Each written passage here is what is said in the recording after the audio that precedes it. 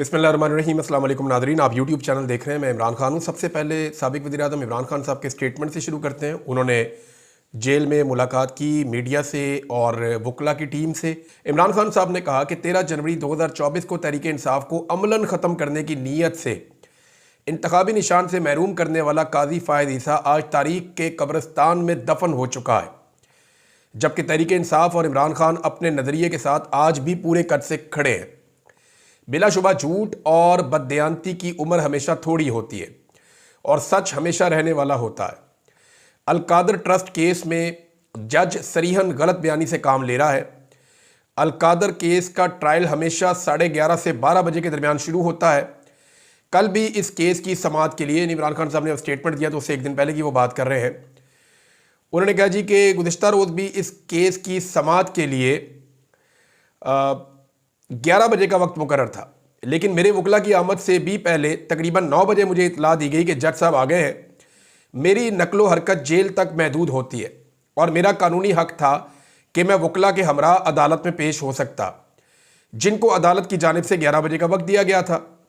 पहले 2 मुकदमात में जज अबुल हसनात और मोहम्मद बशीर मेरी गैर मौजूदगी में फ़ैसला सुना चुके हैं। बिल्कुल इसी तरह इस केस का फ़ैसला भी सुनाया जा सकता था, मगर मेरी अदम मौजूदगी का जवाब बनाकर फ़ैसला मुअख्खर कर देना इंतहाई मज़ायका खेज़ और अदालती निज़ाम का मजाक उड़ाने के मुतरादिफ है। अब आप अंदाज़ा करें कि कैदी ये कह रहा है कि सज़ा क्यों नहीं सुनाई, आपको ये फ़ैसला सुना देना चाहिए था।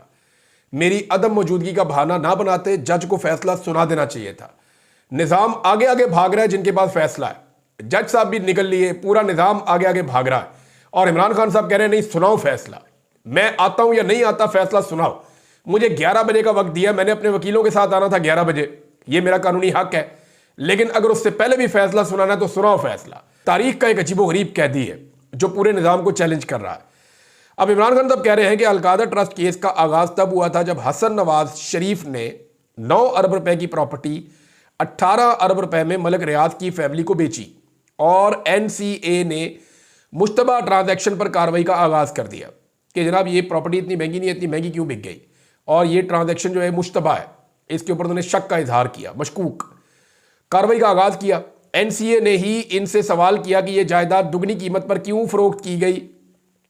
सबसे पहले तो नवाज शरीफ ने अपने बेटे का जवाब देकर कि ये 9 अरब रुपया इजाफी किस तरह इनके बेटे ने मलिक रियाज से हासिल किया। पहले तो नवाज शरीफ का बताए ना कि 9 अरब की प्रॉपर्टी को 18 अरब में मलिक रियाज को कैसे बेचा।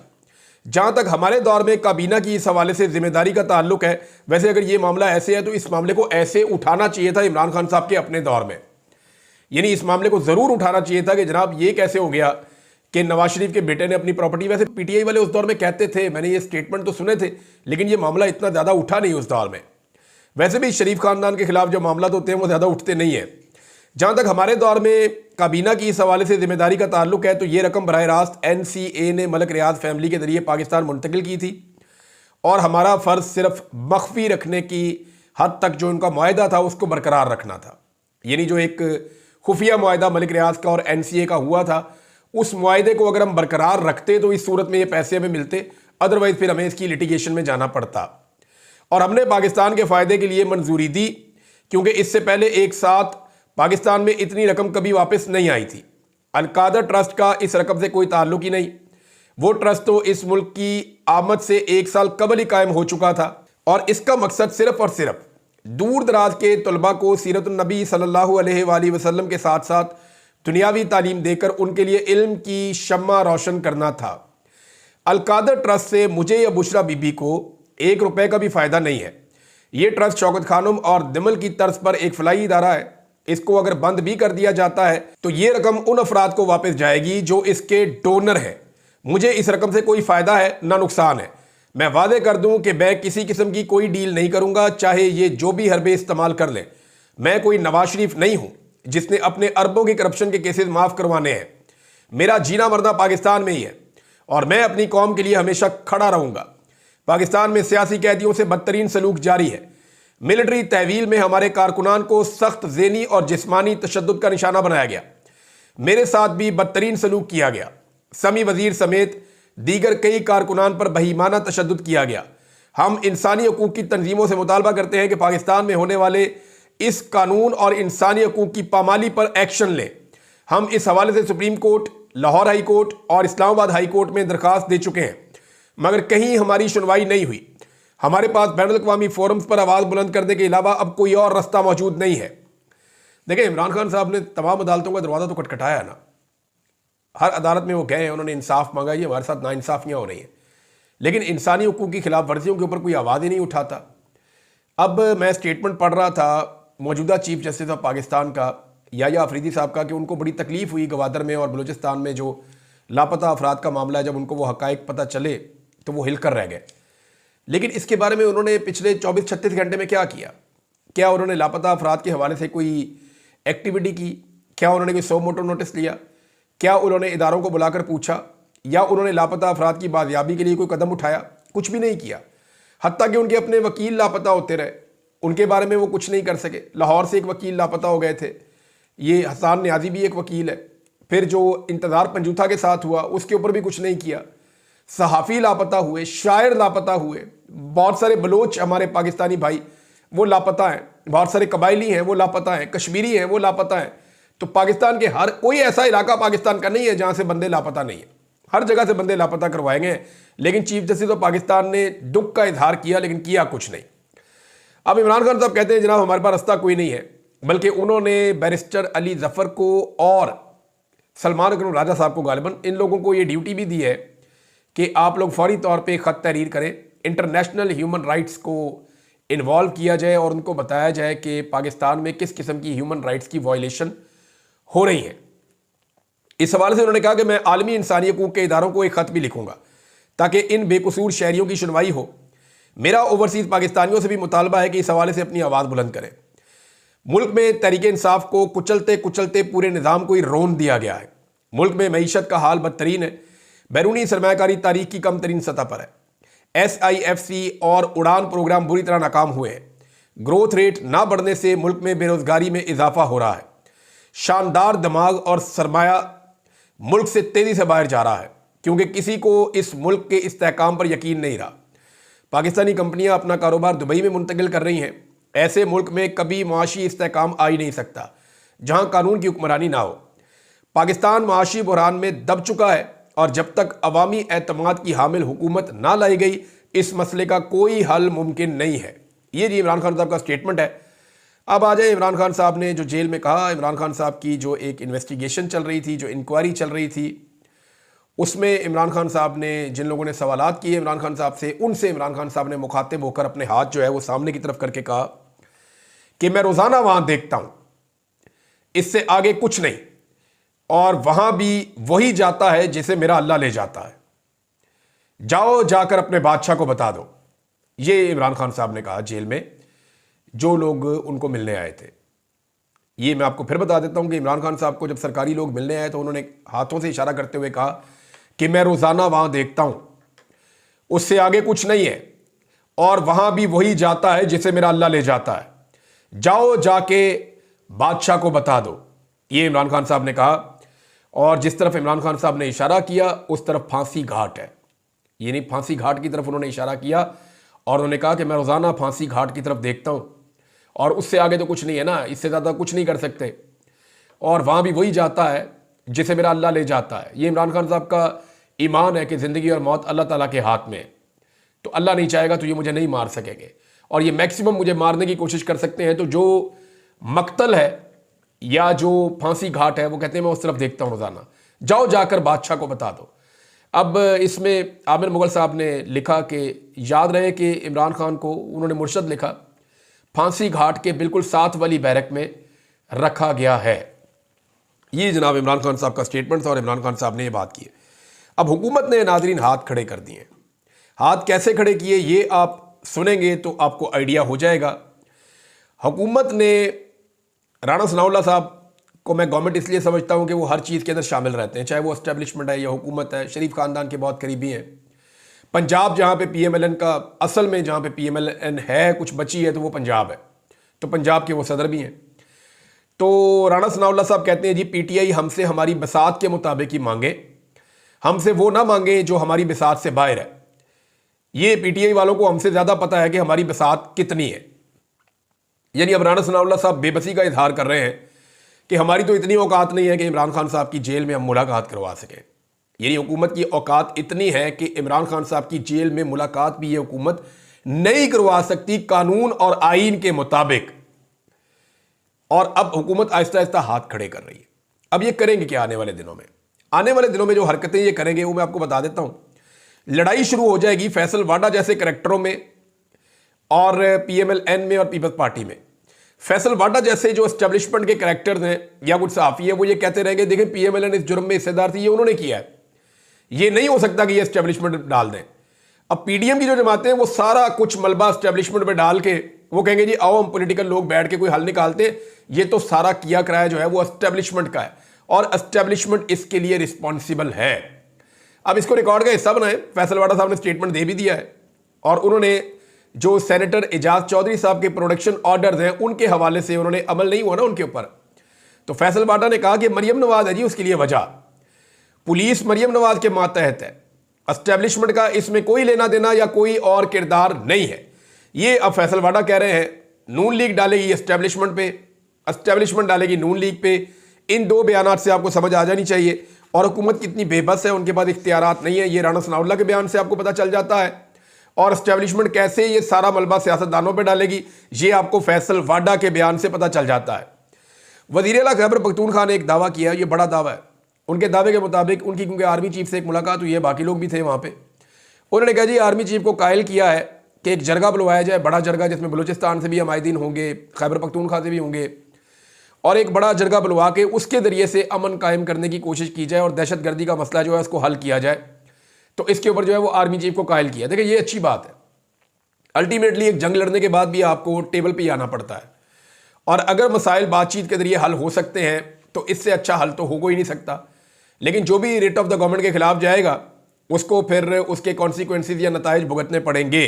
लेकिन साथ ही साथ हुकूमत की यह जिम्मेदारी है कि अमन को रास्ता दे और कोशिश करे कि पुरअमन तरीके से मामला हल हो जाएं। वरना ये जो जैद हामिद साहब लाल टोपी वाले हैं या इस तरह के और कुछ किरदार हैं वो तो डेवरन लाइन के उस तरफ काफ़ी इलाके फतह भी कर चुके हैं अपने कागजों में। यानी वो ये कह रहे हैं कि अफगानिस्तान के बेशुमार इलाके पाकिस्तान की फौज फतह कर चुकी है। वो तो एक उन्होंने ख्याली जंग लगाई हुई है और वो लगाई ही हुई है उन्होंने जंग। ये जब से मैं छोटा सा था तब से देख रहा हूँ इस बंदे ने जंग ही छेड़ी हुई है। कभी ये कश्मीर में जंग छेड़ देते हैं, कभी इंडिया के अंदर मुंबई में जंग छेड़ देते हैं, कभी ये कुस्तुनतुनिया में जंग छेड़ देते हैं, कभी ये जंग छेड़ देते हैं गरनाता में, कभी ये जंग छेड़ देते हैं जनाब यरूशलेम के अंदर। तो ये सरकार रहते ही जंग में है और अब इन्होंने जो है वो सारी तोपों का रुख मोड़ के अफगानिस्तान की तरफ कर दिया हुआ है और सोशल मीडिया के ऊपर ये इलाके एक के बाद एक इलाका अपने ड्राइंग रूम में बैठ के फतह करते चले जा रहे हैं। लेकिन ये सेम अप्रोच है जो अली अमीन गंडापुर ने कहा। अच्छा एक तस्वीर आई है नाज़रीन, उस तस्वीर के ऊपर बहुत ज़्यादा लोग क्रिटिसाइज कर रहे हैं। तो मैंने इस पर तहकीक की कि ये कोई क्रिटिसिज्म झूठा तो नहीं हो रहा, लेकिन वो बात ठीक है। अब आप ये देखें कि इस मुलाकात में सेंटर में आर्मी चीफ बैठे हुए हैं, उनके दाएं जानिब अली अमीन गंडापुर, बाएं जानिब गवर्नर, और गवर्नर के साथ जो है वो वफाकी वज़ीर दाखिला मोहसिन नकवी और अली अमीन के दाएं जानिब भी कोई जो है वो मिलिट्री के कोई ऑफिसर हैं। अब इसके मुकाबले में सोशल मीडिया पे लोगों ने एक तस्वीर लगाई है जिसमें इंडिया में ये एक सीएम है इंडिया के, इनका जनाब नाम है, मैंने फिर अखबार निकाला, इंडिया टुडे के अंदर ये खबर छपी हुई है। मणिपुर के जो वो चीफ मिनिस्टर हैं एन बायरन सिंह, इनकी जो तस्वीर लगी हुई है आर्मी चीफ के साथ मुलाकात में, उसमें जो सेंट्रल वाली चेयर है उसके ऊपर सीएम साहब बैठे हुए हैं और दोनों तरफ जो है वो फौजी बैठे हुए हैं। वो इस तरह मुलाकात कर रहे हैं, यानी मेन जो चेयर है, जो प्रोटोकॉल है वो उन्हें मिल रहा है। मैंने एक और भी तस्वीर देखी, यहाँ पे ये इंडिया के वजीर दिफा हैं, उनकी मुलाकात हो रही है इंडिया के आर्मी चीफ के साथ। तो ये राजनाथ सिंह है जी, इंडिया का वजीर दिफा। अब आप देखें कि टेबल के सेंटर में राजनाथ सिंह बैठा है और उसके दाएं बाएं जो है वो आर्मी चीफ और आर्मी चीफ का जो सेकंड है वो भी, और लेफ्टिनेंट जनरल्स और vice chief of the army staff, तो ये सारे लोग बैठे हुए हैं। यानी 3 बड़े ऑफिसर फौज के उनके बाएं बैठे हुए हैं, 3 बड़े फौजी ऑफिसर उनके दाएं बैठे हुए हैं। तो ये एक वजीर दिफा की कैसे जरूरत हो गई कि इतने बड़े मुल्क का आर्मी चीफ, उसकी फौज भी बहुत बड़ी है, उसके हथियार भी बहुत तगड़े हैं, उसका बजट भी बहुत बड़ा है, वो एटमी कुव्वत का मालिक है, इतने बड़े मुल्क की इतनी बड़ी और तगड़ी फौज का आर्मी चीफ वो वजीर दिफा को मेन चेयर पे बिठा के खुद साइड पे कैसे बैठ सकता है? तो ये इंडिया के अंदर ये कल्चर है, और हम इंडिया के साथ अपने आप को अगर कंपेयर करें तो पाकिस्तान में आर्मी चीफ का लोग यहाँ पे लिख रहे हैं जगह जगह पे कि इनका 22वां ग्रेड है। तो 22वें ग्रेड का ऑफिसर कैसे चेयर कर सकता है या सेंटर में बैठ सकता है अवामी मुंतखब नुमाइंदे की मौजूदगी में? तो यहाँ पे प्रोटोकॉल के तौर पर यह कहा जा रहा है कि वजीर आला को सेंटर में बैठना चाहिए था और आर्मी चीफ को साइड पे बैठना चाहिए था।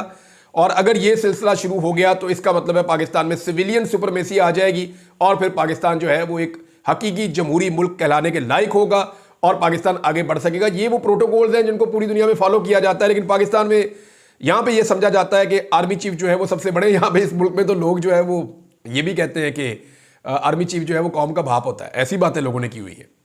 और कोई लोग कहते हैं बाप होता है, कोई कहता है कुछ होता है, कोई कुछ होता है। लोग अपनी अपनी राय है उनकी।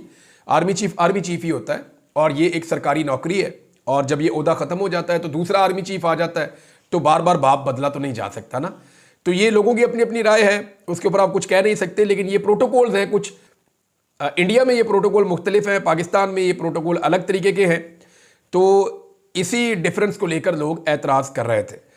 अच्छा नाज़रीन, एक और चीज़ है, सोशल मीडिया पे पाकिस्तान तहरीक इंसाफ की एक ट्रांसमिशन चली है जिसमें शेख वकास अकरम साहब थे और सलमान अकरम राजा साहब थे। इसमें बहुत सारे ज़ख्मियों ने और ऐनी शाहिदीन ने जो 26 नवंबर में जिनके साथ सानिया हुआ, उन्होंने अपने बयान दिए।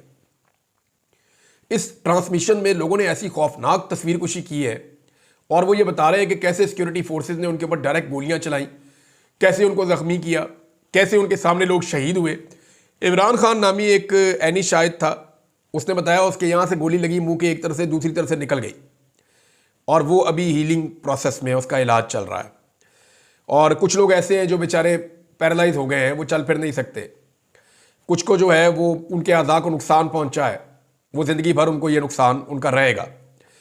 तो ये लोग बता रहे थे, उसने कहा जी 1 मिनट के अंदर 5 वर्कर्स को मेरे सामने गोली लगी है और वो गिर गए। मेरे पास उसकी वीडियो भी मौजूद है, इमरान खान नामी ये ज़ख्मी शख्स बता रहा था। तो बहुत सारे लोगों ने ऐसे हौलनाक किस्म के हकायक बताए हैं कि इंसान जब उसको सुने तो रूह कांप जाती है कि हमारी अपनी सिक्योरिटी फोर्सेज क्या इस तरीके से लोगों के ऊपर डायरेक्ट फायरिंग कर सकती है। तो इसमें उमर अयूब साहब ने स्टेटमेंट एक मरतबा फिर दिया कि स्नाइपर के साथ, यानी स्नाइपर राइफल से टारगेट करके हमारे लोगों को गोलियां मारी गई हैं। जिन लोगों को गिरफ्तार किया गया उनके नाखून निकाले गए हैं और अब तक जो लापता अफराद हैं जिनकी 50 के करीब या इससे कम तादाद बताई जाती है, उनके बारे में पाकिस्तान तहरीक इंसाफ के पास कोई इंफॉर्मेशन नहीं है कि वो कहाँ हैं। हुकूमत ने उनको ढूंढने के लिए भी अभी तक कुछ नहीं किया। वैसे हुकूमत के सामने एक शर्त रखनी चाहिए थी कि हमारे ये लापता अफराद फौरी तौर पर बाजियाब किए जाएँ और हमारे हवाले किए जाएँ, बल्कि लिस्ट हुकूमत को देनी चाहिए थी। अब नाज़रीन, मामला ये है कि एस्टेब्लिशमेंट जल्द अज जल्द ये मामला हल करना चाहती है, क्योंकि देखें ना, जो बाइडन के जाने के बाद मामला खराब हो जाएंगे। पाकिस्तान तहरीक इंसाफ की क़यादत के ऊपर अब दबाव डाला जा रहा है कि कुछ भी करके ओवरसीज पाकिस्तानियों को टोन डाउन किया जाए। ओवरसीज पाकिस्तानी जो आलमी सतह के ऊपर आवाज़ उठा रहे हैं, या जो सेमिनार्स हो रहे हैं, या जो कांग्रेशनल मीटिंग होने जा रही है, पार्लियामेंट्री मीटिंग होने जा रही है 15 तारीख को, ये जितनी भी चीज़ें आज के दिन में होने जा रही है, ये जितनी भी चीज़ें चल रही है, इन सबको नीचे लाया जाए और ओवरसीज पाकिस्तानियों को रोका जाए, उनके मामलात को नरम किया जाए। क्योंकि जिस तरफ ओवरसीज पाकिस्तानी चल पड़े हैं, इस रास्ते पे पाकिस्तान के अंदर बहुत सारी शख्सियात के लिए बहुत सारी मुश्किलात पैदा हो जाएंगी और उनके लिए सख्त नताइज होंगे इन चीज़ों का। फैसल वाडा ने दावा किया है कि 20 जनवरी तक कुछ भी नहीं होगा। ये दावा उनका दुरुस्त भी हो सकता है कि निज़ाम 20 जनवरी तक कुछ भी ना हो, 17 को हो सकता है इमरान खान साहब को सजा सुना दी जाए, मामला फिर आगे बढ़ता रहे, हाई कोर्ट के अंदर चला जाए। लेकिन अल्टीमेटली इसमें पाकिस्तान के लोगों की फतह होनी है। ये लड़ाई देखें, एक चीज़ एस्टेब्लिशमेंट को भी समझनी चाहिए और जितनी जल्दी वो समझेंगे उनके लिए बेहतर है कि जितनी लंबी ये लड़ाई चलेगी उतना ज़्यादा लोगों में शऊर आएगा। जितनी दूर तक ये लड़ाई जाएगी ना, लोग उतना अंदर तक इस सिस्टम को समझने में कामयाब हो जाएंगे। लोगों को समझ आ जाएगी कि एक्चुअली देखें, फ़र्ज़ करें ये लड़ाई 2022 में ही खत्म हो जाती, फ्री एंड फेयर इलेक्शन हो जाते, तो लोग कभी भी इतना कुछ ना जानते एस्टेब्लिशमेंट के बारे में जितना आप जानते हैं।